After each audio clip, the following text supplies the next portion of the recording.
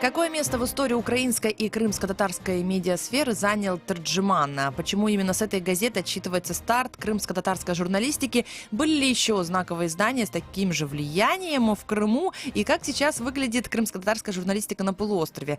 И насколько развитию крымско-татарского языка в журналистике способствует сегодня Украина? Все это мы обсудим в ближайшем эфире. С вами Катерина Некреча. Здравствуйте. Прямой эфир. Я напомню, что радио Крым Реалии — это полноценная радиостанция, которую вы можете слушать на 105,9 FM или же онлайн на сайте Крым Реалии. Также для вас доступны видеотрансляции наших эфиров на YouTube и Facebook страницах Крым Реалии. Еще вы можете позвонить к нам в эфир из Крыма абсолютно бесплатно по номеру 8 800 10 06 926. А номер телефона материковой части Украины 044 490 31 18. Тема дня. Итак, 10 апреля, вот сегодня 10 апреля 2019 год, а вообще-то 136 лет тому назад, начало выпускаться на полуострове такое издание, как Терджиман. И вот сегодня, получается, годовщина первого крымско-татарского издания. Главный рупор национального возрождения крымских татар, говорят историки об этом издании. Первый номер газеты «Терджиман» вышел 10 апреля 1883 года. Она просуществовала 35 лет, привлекая к сотрудничеству самых ярких представителей крымско-татарского народа.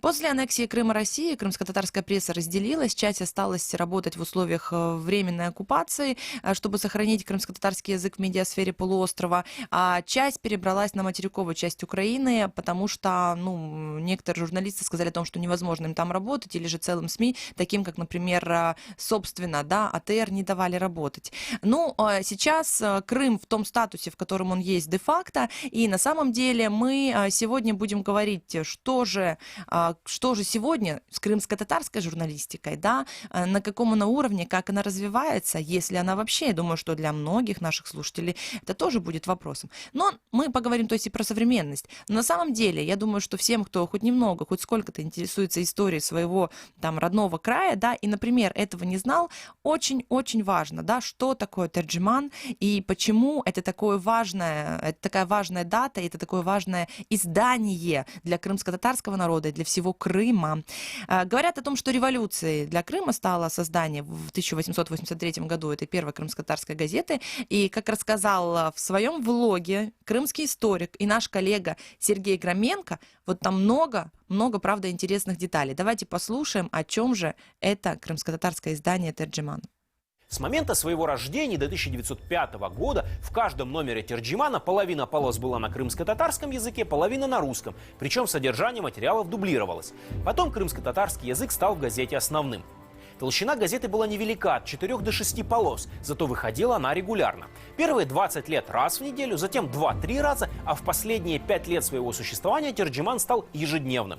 Исмаил Гаспринский был не только основателем и издателем, но и редактором и самым плодовитым автором Терджимана. Тираж газеты непрерывно рос. Если первые номера выходили по 300 экземпляров, то в начале 20 века общее число перевалило за 16 тысяч, что и поныне недоступно большинству крымских газет. Стоимость подписки составляла 4 рубля в год. Первым меценатом газеты была Зухра, жена Исмаила, распродавшая ради типографии свои драгоценности. Печатный станок располагался в доме Гаспринского. Согласно утвержденной в Министерстве внутренних дел программе, Терджиман должен был публиковать законы, распоряжения правительства и местных властей, научно-просветительские материалы и литературные произведения. В 1885 году типография сгорела, и Гаспринский едва не разорился, но вскоре сумел восстановить ее и возобновить выпуск Терджимана. Крымско-татарская часть газеты печаталась арабским шрифтом на так называемом всеобщем языке, который Гаспринский создал на основе упрощенного турецкого. В результате и жители Османской империи, и тюрки империи Российской могли относительно свободно читать Терджиман. Несмотря на то, что попытки создать тюрко-мусульманскую газету в России предпринимались и раньше, все они провалились, и вплоть до 1905 года Терджиман был главным и единственным органом коммуникаций всей российской уммы. Кроме серьезных статей и высокой литературы, находилось находилось на страницах Терджимана место анекдотам и стихам и, конечно, объявлениям, которые и 100 лет назад двигали торговлю и позволяли газете жить дальше. Кроме всех тюркских регионов Российской империи, Терджиман выписывали еще в 11 странах. Например, в Египте, Турции, Иране, Индии, Китае. А мусульманские интеллектуалы со всего мира считали честью сотрудничество с газетой из крохотного Бахчисарая. Кроме внутренних проблем крымских татар и российских мусульман, газета освещала и международные события, например, русско-японскую войну 1904-1905 годов. А последовавшей первой русской революции Терджиман стал образцом для всех мусульманских изданий страны. До 1917 года редактора и сотрудники газеты выполняли функции профессиональных политиков. После смерти в 1914 году Гаспринского новым редактором Терджимана стал писатель и политический деятель Асан Сабри Айвазов. К этому моменту газета была старейшим и авторитетнейшим мусульманским изданием мира, но это не уберегло ее от потрясений. После того, как в начале 1918 года большевики захватили власть в Крыму, по полуострову прокатилась первая волна красного террора. 23 февраля был убит лидер крымско-татарского национального движения и муфтий Наман Челебиджихан. И этот день стал последним для газеты. Спасая редакцию от репрессий, Шефика, дочь Исмаила Гаспринского, поставила точку в 35-летней истории Терджимана. Вот мы слышали Сергея Громенко, это такой видеоблог, который есть на нашем сайте, и он рассказывает о том, что такое издание «Терджиман», какая его история, и это один из таких интересных исторических материалов, которые, из множества исторических материалов, которые есть на нашем сайте. Вы можете все это подробно в текстовой версии, в том числе найти на сайте Крым Реалии, и это очень важно, да, потому что это не только история СМИ, это история Крыма. Вот Крыма, в котором вот вы сегодня живете, да, дорогие наши слушатели, а историю в этом плане важно знать. Но вот какое все-таки, как можно оценить влияние такого издания, как «Терджиман», на крымско-татарскую журналистику, да? Мы сейчас спросим это у Бекира Мамутова, главного редактора газеты «Крым». Бекир, здравствуйте. Да, доброе утро. Здравствуйте. Скажите, вот для вас лично, да, вот вы сейчас главный редактор газеты, для вас как для журналиста, для вас как крымского татарина, какое значение имеет вот это вот издание «Терджиман», да? Почему оно важно? Можете ли вы это объяснить? Ну, я думаю, что это достаточно, как бы с нашей точки зрения, с точки зрения вот крымцев, это простой вопрос, особенно тех, кто имеет отношение к медиа и посвятил этому, ну, как бы жизни или посвящает. И, во-первых, Терджиман — это, знаете, чувство, ну, гордости за то, что впервые в Российской империи тюркоязычная мусульманская газета, направленная на соответствующую аудиторию, начала выходить именно в Бахчисарае. Потому что, например, в Ташкенте аналогичная газета, да, мы знаем сейчас, вот Узбекистан, страна такая самодостаточная, только четверть века спустя.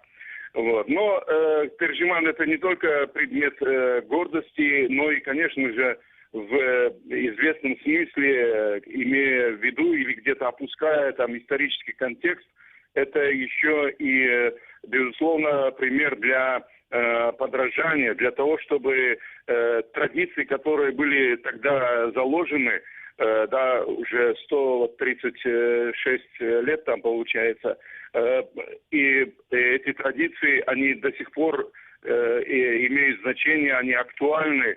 И если говорить о том, что в качестве одного из своих лозунгов Гаспринский провозгласил лозунг «Службе правде и просвещению», да, я думаю, что это сейчас тоже является очень актуальным, потому что люди поддаются оболваниванию, да, воздействию этой такой жгучей и всепроникающей пропаганды именно потому, что они не во всем или не до конца просвещены.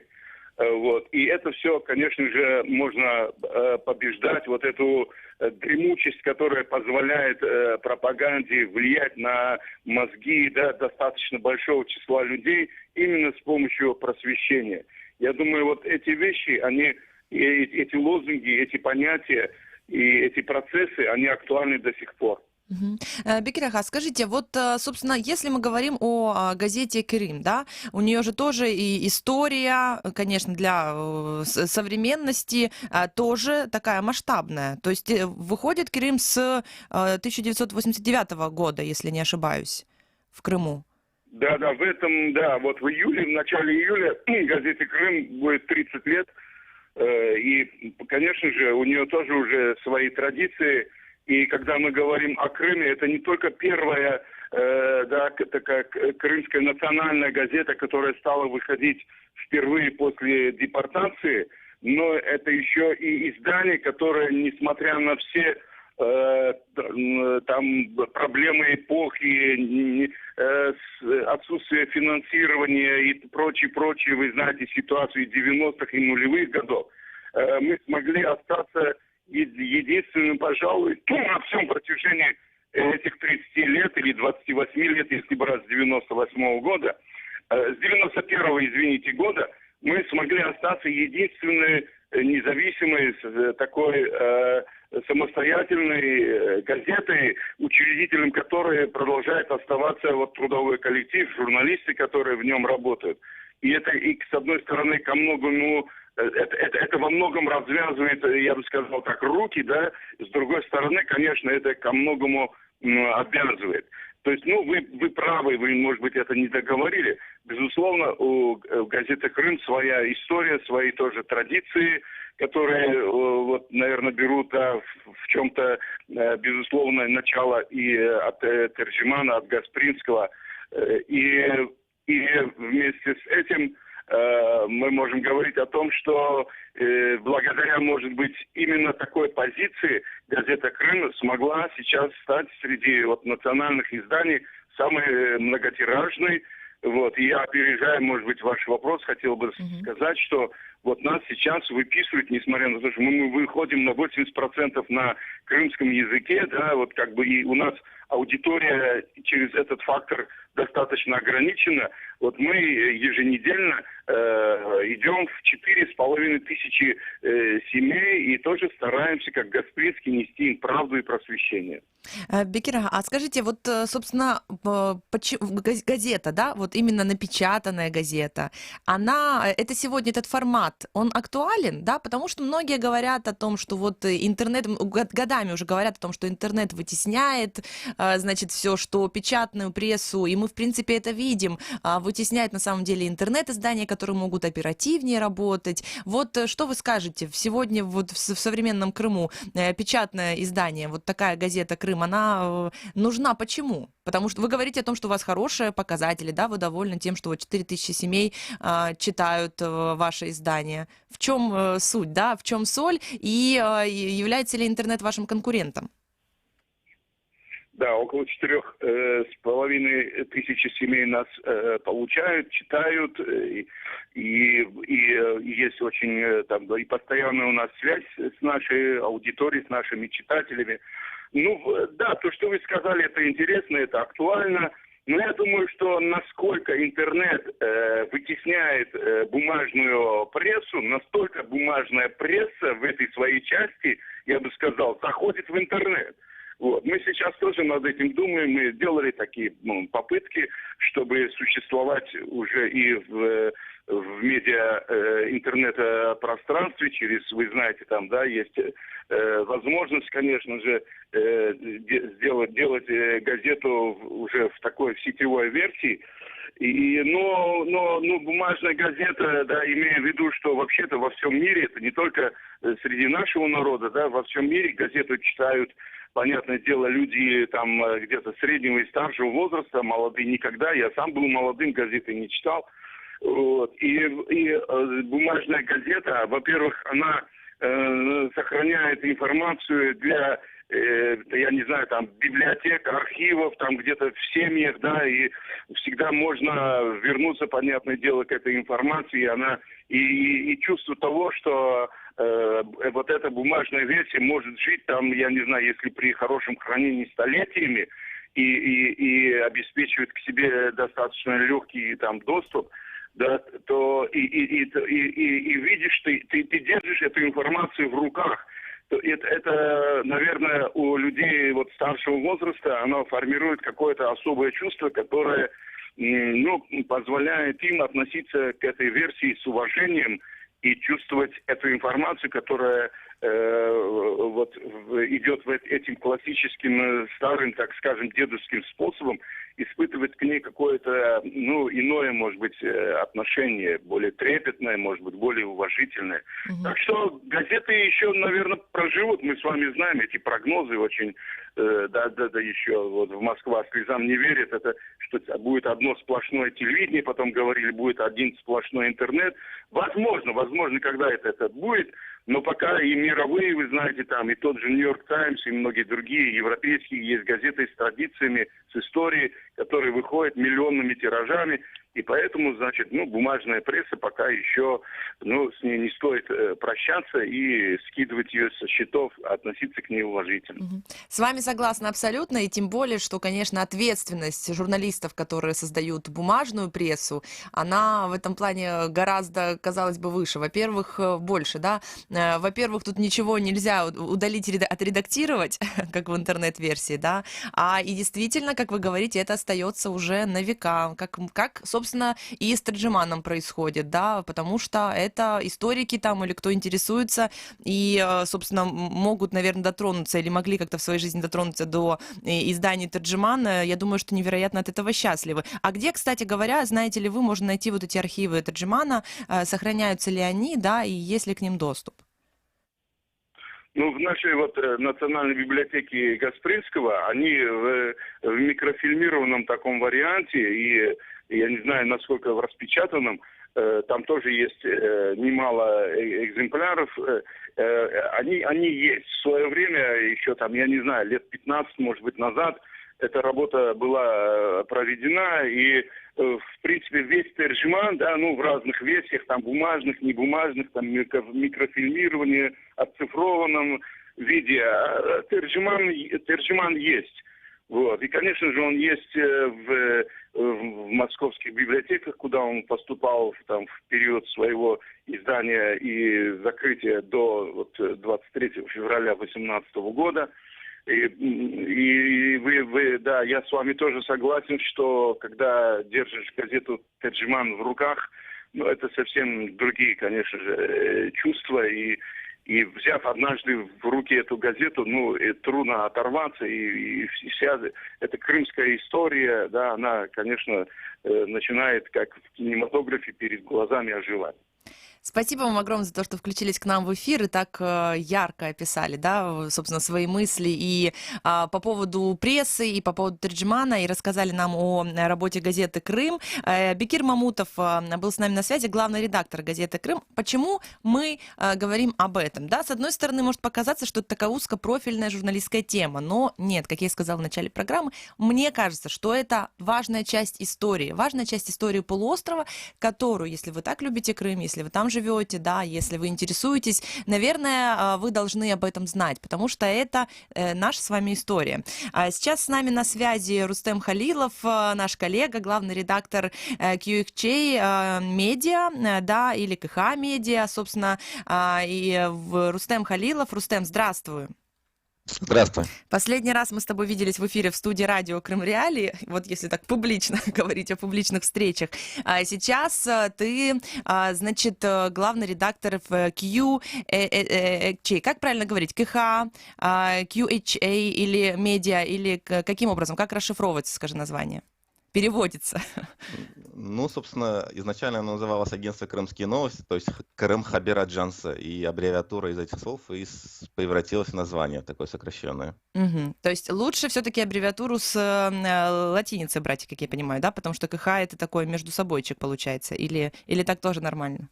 Нет, это не превращается в между собойчик, потому что Крым Хабер Аджансы произносится как КХ. Ага, все, супер, значит, я буду КХ говорить, мне так проще, я уже привыкла.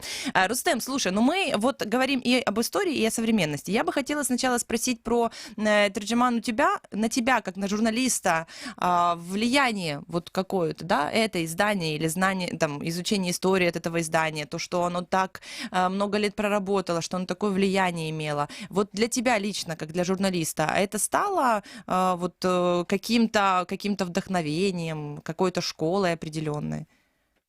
Ну, это такая важная, впечатляющая история. Вот представь, даже сейчас, в нынешнем времени, что двое людей делают какое-то СМИ, э, очень популярное за пределами даже Крыма, даже Российской империи. То есть оно было и за рубежом читалось, и делают они все это, сидя в маленьком Бахчисарае, вдвоем со своей женой.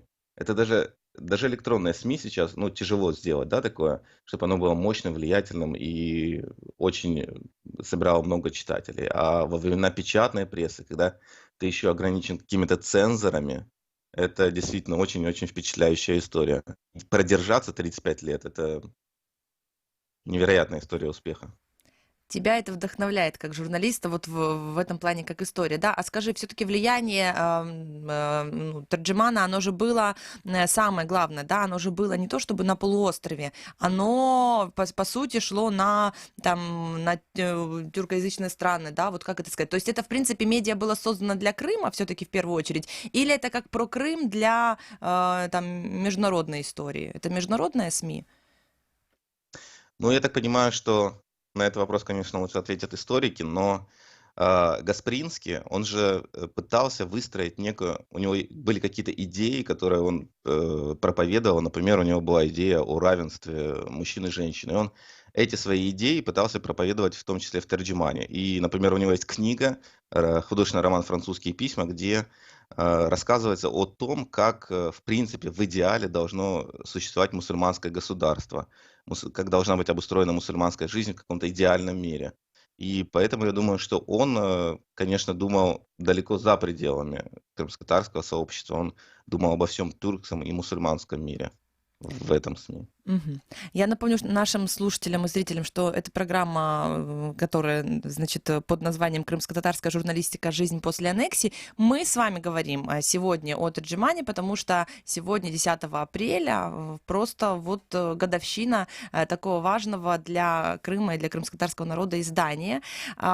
Собственно, 10 апреля 1883 года вышел первый номер газеты «Терджиман», и, собственно, как говорят историки, это, по сути, был главный рупор национального возрождения крымских татар, и просуществовав 35 лет, за это время газета привлекала к сотрудничеству самых ярких представителей крымско-татарского народа, и мы говорим и об истории таким образом, да, и, собственно, о настоящем. Вот скажи, Рустем Халилов с нами на связи, главный редактор КХ Медиа. Рустем, какие-то вот принципы работы, да, или форматы какие-то в вашем медиа от Терджимана вы как-то берете к себе, да, или... То есть вот это, когда говорят, что это важно, это начало крымско-татарской журналистики и прочее, в этот день, по сути, говорят о крымско-татарских журналистах, да, то вы какие-то взяли себе лайфхаки, говоря современным языком, из Терджимана? Там главный лайфхак, наверное, в том, что не нужно отчаиваться, потому что первый тираж был у них всего 6 экземпляров, 6 подписчиков, вернее, они смогли найти в первый раз, да, а потом еще и пожар был, вот о котором Бекирага говорит. Ну, это что касается лайфхаков. Что касается того, что можно от них взять, у них была миссия. И сейчас, получается, после аннексии делать СМИ с миссией очень актуально, потому что пусть наши миссии немножко изменились, пусть тогда были одни проблемы, сегодня немножко другие, но во многом проблемы могут и совпадать. Сегодня одна из наших миссий — это держать Крым в информационном поле, с одной стороны, и с другой стороны рассказывать, распространять информацию о том, что там происходит, потому что, как и вы прекрасно знаете, там очень закрытое с информационной точки зрения пространство сегодня. Мгм. Да, сейчас важно же уточнить, да, что КХ Медиа выходит на там русском языке и на турецком языке, правильно? На русском, украинском, английском и турецком языках, на 4 языках. Вот, на 4 языках, да, то есть получается это там и про Крым для мира, и, значит, про Крым для Крыма, да, чтобы читатели и слушатели знали, у меня все свое. Слушай, Рустем, у нас сейчас время значит, у наших партнеров заканчивается, я напомню, мы продолжаем наш разговор, я просто напомню нашим слушателям, что вы можете переходить на 105,9 FM в Крыму, или же на сайте Крым Реалии слушать нас онлайн, или на Facebook и YouTube страницах Крым Реалии, потому что мы мы продолжаем наш эфир. Он у нас практически бесконечный, да, но вот эту тему мы еще о ней поговорим в ближайшие 30 минут. Оставайтесь с нами.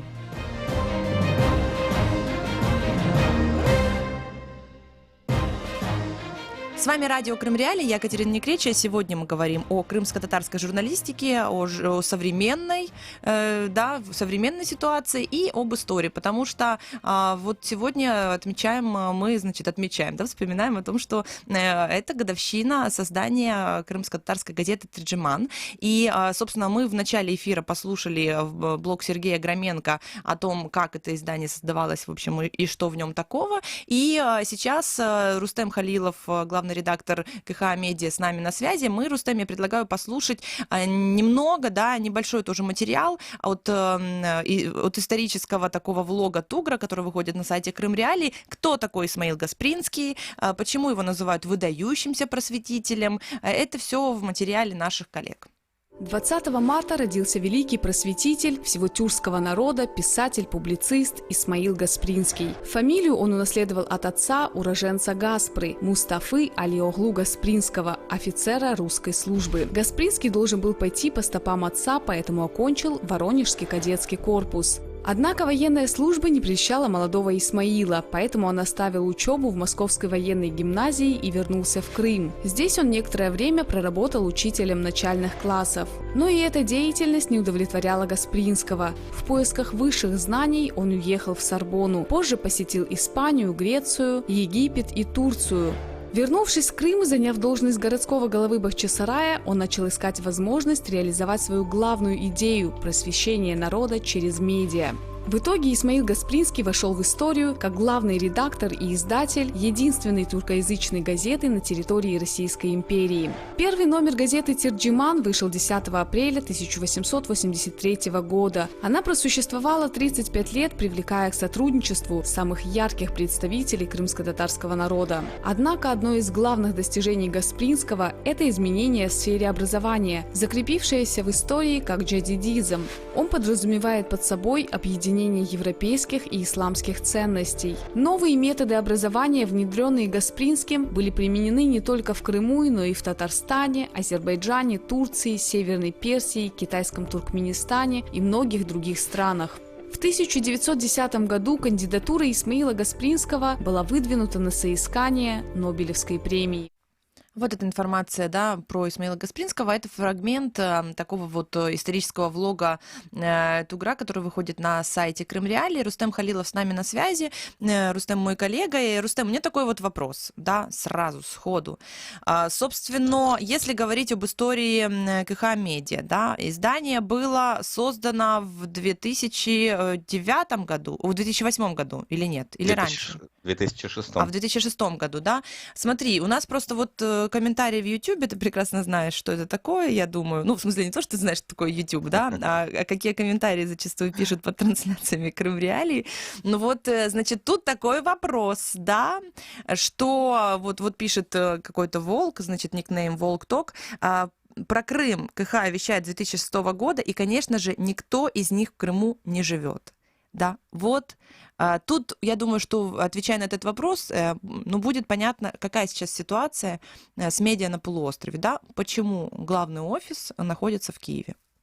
Да, конечно же, никто из них в Крыму сейчас не живет, потому что они вынуждены были выехать из Крыма в результате аннексии, в результате беспрецедентного давления на медиа и журналистов, которые сейчас происходят на полуострове.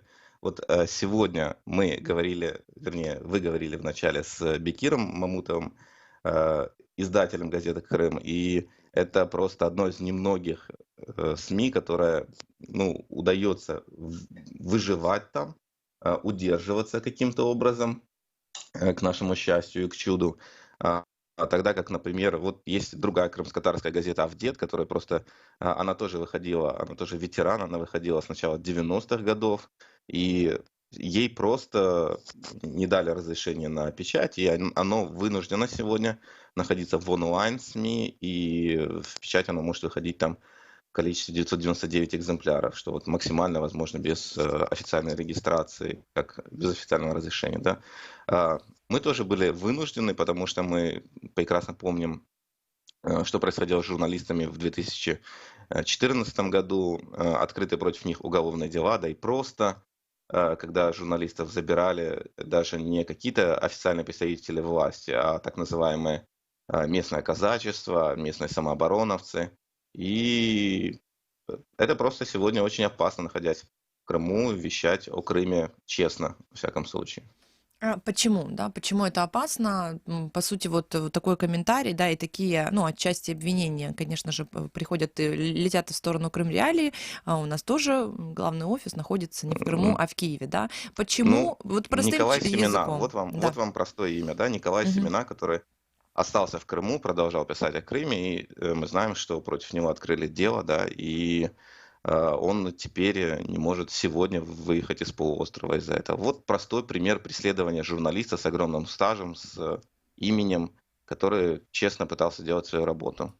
Ну, Вот поэтому. нам с тобой скажут, что, ну, что вы тут жалуетесь, да, поскольку много журналистов работают в Крыму, и, потому что для людей журналист это кто? Это, наверное, или человек с микрофоном, или тот, который вещает в эфире, или тот, который там, у него такая бейджик такой, да, должность такая, журналист. В чем разница? Почему есть действительно часть журналистов, которая осталась, работает в Крыму, и никто их в тюрьмы там не сажает, и дела против них не открывает, да, и никто им не угрожает. А есть те, которые вынуждены были выехать в Киев, да, или в другие какие-то города. Наверное, в данном случае большинство говорит о пропагандистах, о людях, которые вещают о других, в принципе, каких-то крупных каналов, кроме как провластных, в Крыму сегодня не осталось. То есть а, основная информация, которую мы получаем, я думаю, вы, Катерина, собирались затронуть и в дальнейшей нашей беседе этот вопрос, откуда приходят источники, да, информации. Очень большая часть информации приходит от обычных пользователей Facebook, тогда как официальные СМИ просто транслируют месседжи власти.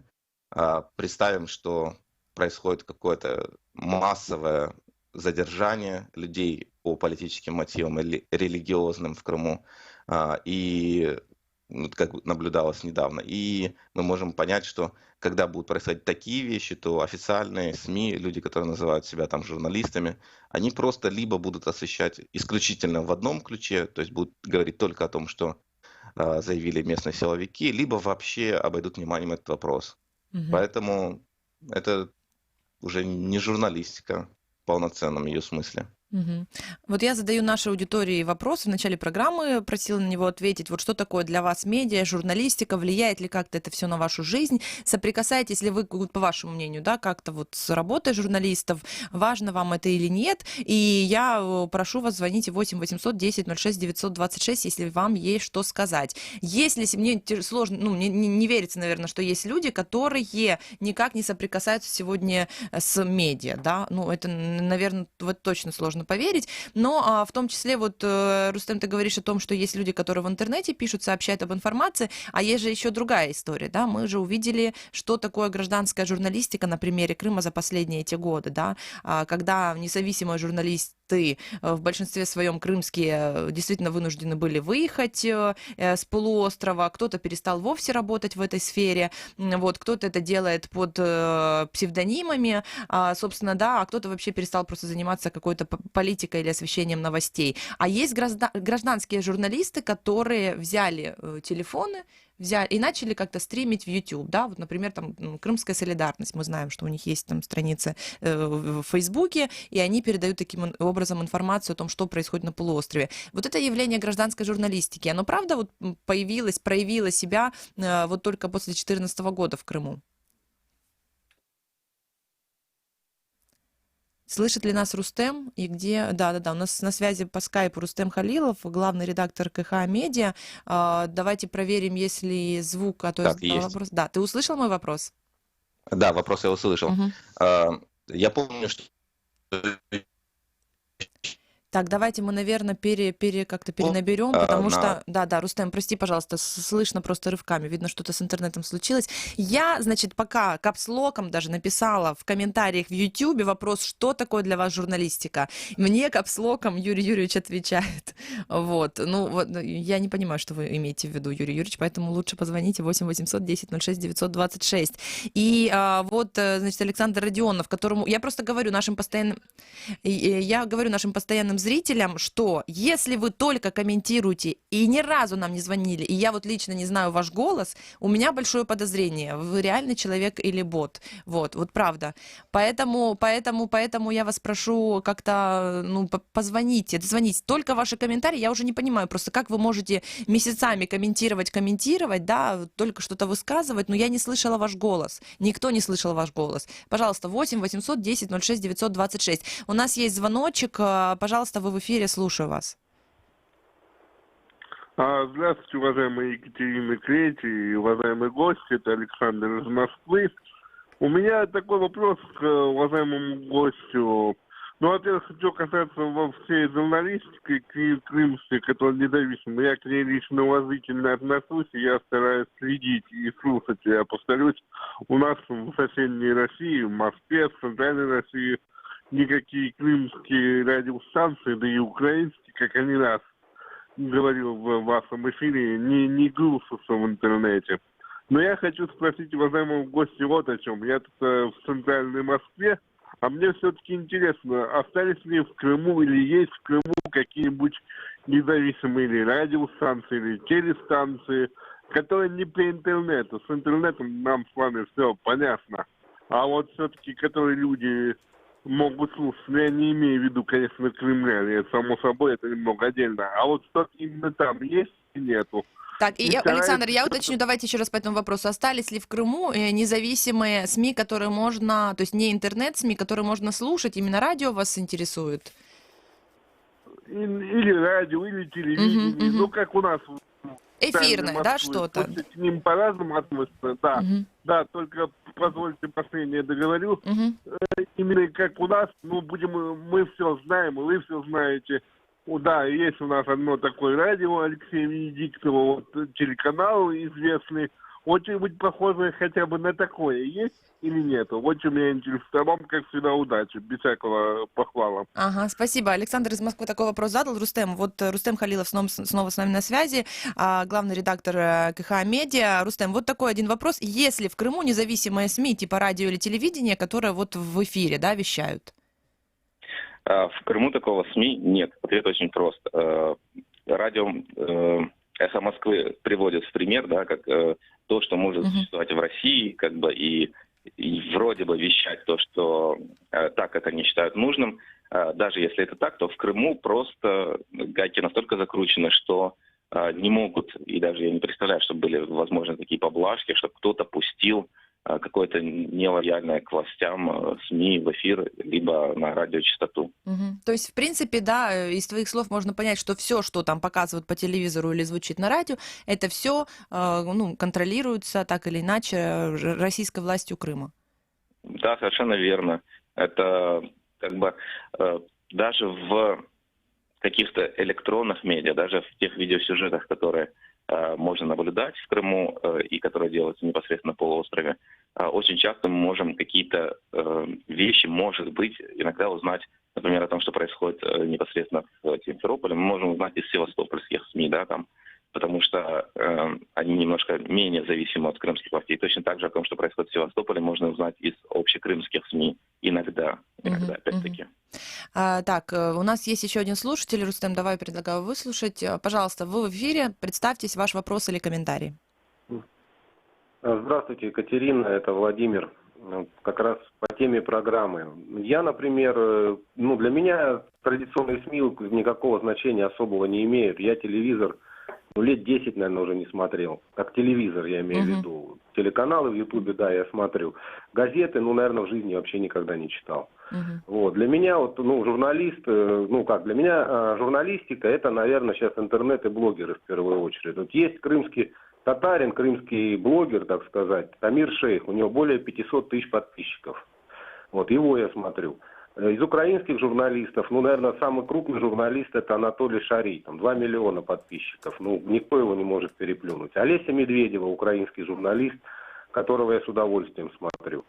Вот. Владимир, Так а что я можно, считаю, можно что- уточнить? Просто, понимаете, мы говорим о журналистике, а вы нам называете блогеров. Это разные вещи, реально, Ну, это очень разные вещи. Знаете почему? Просто как можно проверить? Журналист все-таки, он передает новости, он дает там возможность, передает какие-то мнения экспертов, когда на одну новость, на одно событие в материале, там, на радио, на телевидении или в тексте журналист предоставляет возможность высказаться не всем сторонам, например, этого вопроса, конфликта, да, и высказаться экспертам, у которых разные точки зрения на эту историю, да. Вот это журналистика, когда человек разбирается, роется в этом, ищет факты, а когда человек просто в кадре высказывает свое мнение, да, или пишет, просто вот что-то написал, какой-то блог, написал свое мнение, это другое, это абсолютно разные вещи.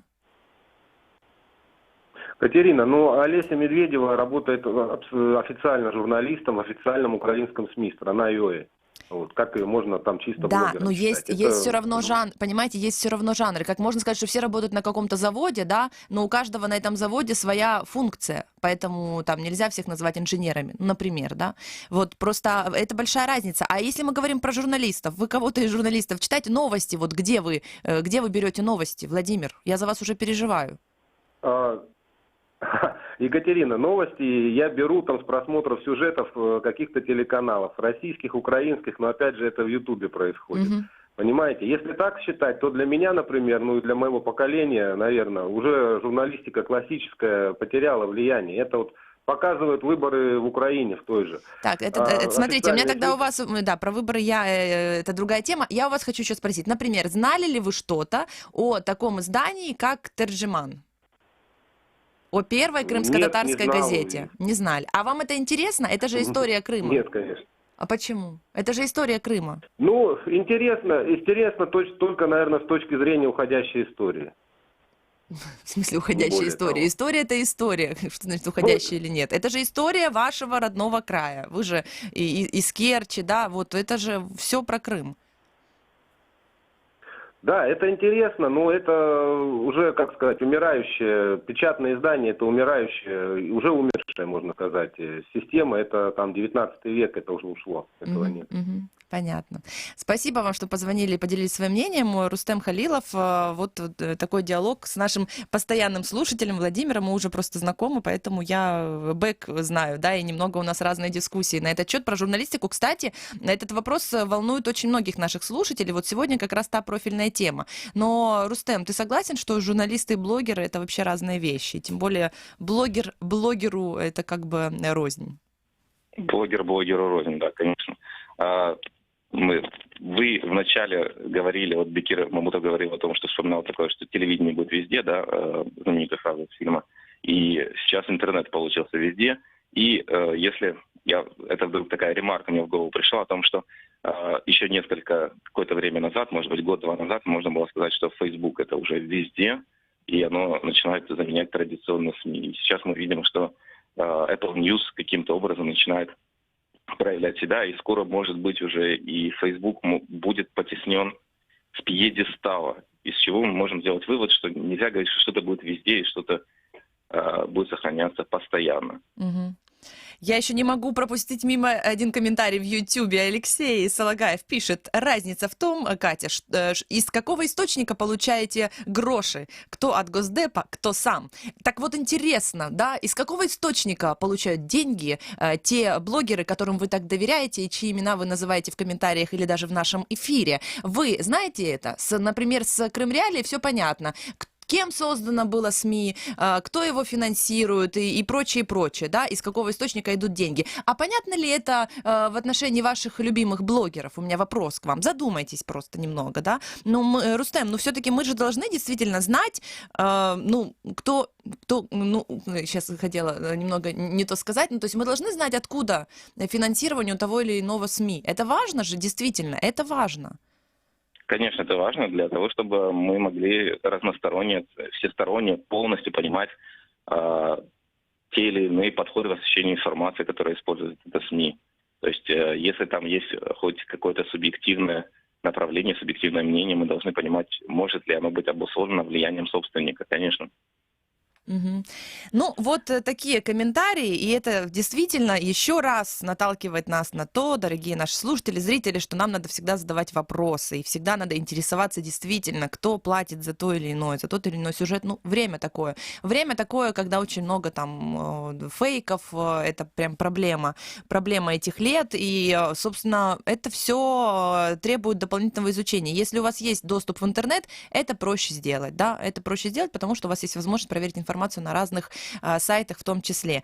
Рустем, спасибо большое за то, что включился к нам в эфир. Рустем Халилов, главный редактор КХ Медиа, на связи по скайпу вот был с нами. И тема нашей программы «Крымско-татарская журналистика. Жизнь после аннексии». Мы показали вам и рассказали историю крымско-татарской журналистики, первого издания печатного, вот, которое очень важно и для крымско-татарского народа, и для Крыма, и для всей истории Украины на самом деле, да, потому что это издание «Терджиман», оно действительно, как сказал Рустем Халилов, вдохновляет, да, это издание дает какой-то вот пример, в том числе, что как будто бы казалось сделать невозможно, это было сделано, и это издание имело большое влияние и в Крыму, и за пределами полуострова. Сегодня мы видим, что есть выбор в изданиях, в интернет-изданиях, если мы говорим об этом, когда эти интернет-издания могут выходить на разных языках, да, для того, чтобы и крымчане, и украинцы знали, что происходит в Крыму, да, на русском, украинском языках, крымско-татарском языке, а в то же время, чтобы еще международное сообщество тоже понимало, что происходит на полуострове, да. Мы сегодня это видим в интернет-СМИ. Но, тем не менее, мы, конечно же, этого, все журналисты, думаю, скажут, что, возможно, даже недостаточно, да, может быть, надо, чтобы больше было таких медиа, и, конечно же, вопрос, где работает редакция. На полуострове, вот как мы слышали от Рустема Халилова, что много редакций вынуждены были выехать из Крыма, потому что работать не давали. С нами сейчас на связи украинский медиа-эксперт Олег Хоминок. Олег, здравствуйте. Доброе утро. Скажите, пожалуйста, вот как вы считаете, если вот сегодня, да, там 10 апреля, и день, когда стартует нам начало крымско-татарской журналистики, потому что это годовщина издания «Терджиман», важно ли это в контексте всей страны, да, для истории журналистики всей страны и вообще для истории Крыма, да, и Украины? Потому что мне кажется, что все-таки журналистика, она тесно переплетена и с обществом. Ну, знаете, есть хорошая фраза о том, что тот, кто не знает своего прошлого, не имеет будущего. И я уверен, что история крымско-татарской журналистики, история крымско-татарской прессы это достаточно важный элемент в целом и истории Крыма, и истории Украины.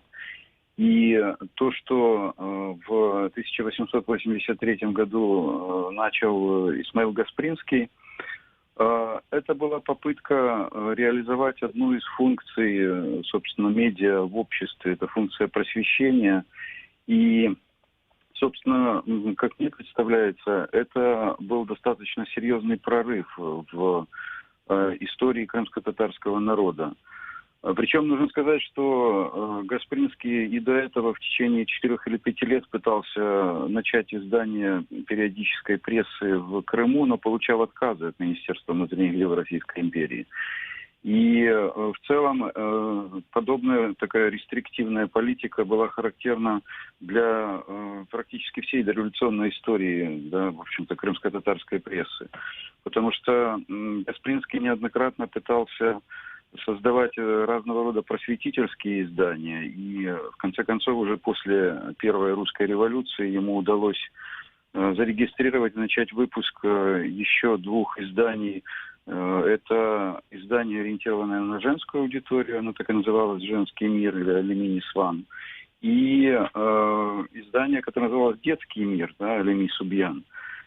В целом, конечно, эти издания имели достаточно небольшую аудиторию как внутри Крыма и вовне. Они были ориентированы в большей степени, наверное, на то, чтобы рассказать миру о Крыме и рассказать тюркоязычным странам, тюркоязычным народам о том, что происходит с крымско-татарским народом. Сегодня, наверное, крымско-татарская пресса, которая существует на территории оккупированного Крыма, переживает ситуацию не самую лучшую, если сравнивать это с тем, что происходило в дореволюционной России, либо в советское время, во время оккупации, во время депортации крымских татар, когда, собственно говоря, единственное периодическое издание, которое выходило в Центральной Азии, называлось «Ленин Байраги», это как ленинское знамя. Это издание пережило, собственно, многолетние испытания и возродилось уже под именем Яны Дунья в Симферополе в начале 90-х годов. Сейчас, в общем-то, я посмотрел, готовясь к нашей программе, даже, собственно говоря, их адрес веб-сайта выставлен на продажу. Мгм. Ну, смотрите, вот если говорить про то, в какой ситуации медиа сегодня оказались в Крыму, да, то тут как можно вообще оценить всю эту историю? Ну, у нас, например, включался Бекир Мамутов, главный редактор газеты «Крым», да, который там с 89-го года выходит. И на самом деле, да, то есть уже вот 30 лет. И на самом деле ситуация все равно непростая. Ему удается, конечно, держаться на плаву, да, и работать для 4,5 тысяч семей, да, но в то же время мы видим, как, если говорить о новостных СМИ, о интернет-изданиях, о там радио, телеканалах тем более, то мы видим, что просто журналисты не могут взять редакции полноценно работать на полуострове сегодня. То, как вы думаете, достаточно ли вообще информации о том, что происходит в Крыму сегодня для Украины материковой, да, для того, чтобы понимать, что там происходит, интересно ли это вообще материковой части Украины, и достаточно ли эта информация для того, чтобы мир знал, что происходит на полуострове? Ну, абсолютно недостаточно. Я вот слушал предыдущих комментаторов и то, что происходило до того, как я подключился. Хочу сказать, что с моей точки зрения на сегодняшний день мы живем в эпоху технологического развития, когда физические редакции присутствовать на территории какой-то нет необходимости. Но при этом очень важно понимать, что источники информации, которыми руководствуется редакция, корреспонденты, с которыми сотрудничает редакция, работают именно там, в поле, и предоставляют информацию, которая является достоверной, проверенной и надежной.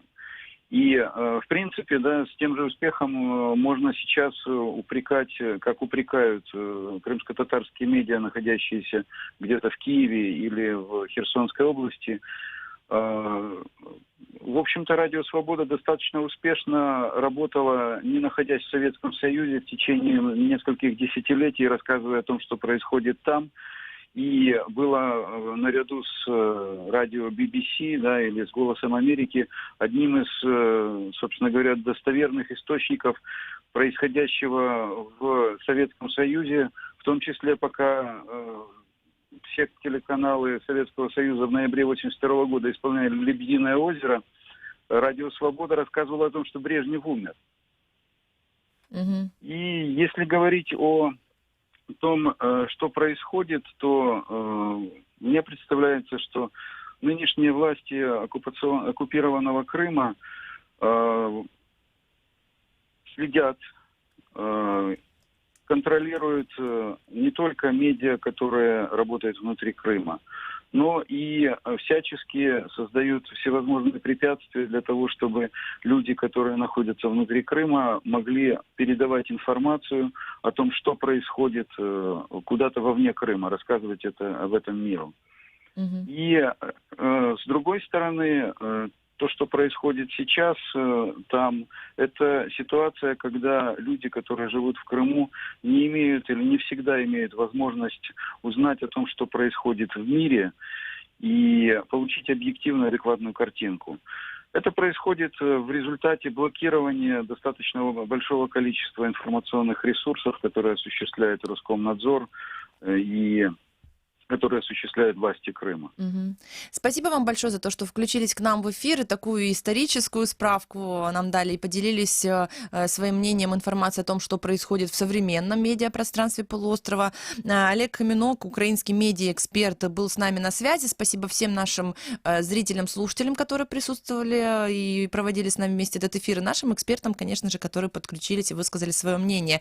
Тем временем традиция вот с начала эфира говорить погоду и здороваться, и представляться кто откуда. Очень приятно, что в соцсетях, в Фейсбуке и в Ютубе с нами здороваются зрители и из Крыма, и вообще из других украинских городов, и из разных точек мира. Это круто. Спасибо всем огромное за то, что были с нами.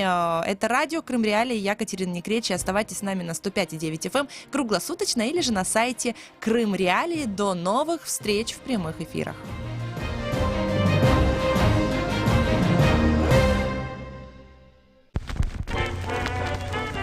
В эфире радио Крым Реалии.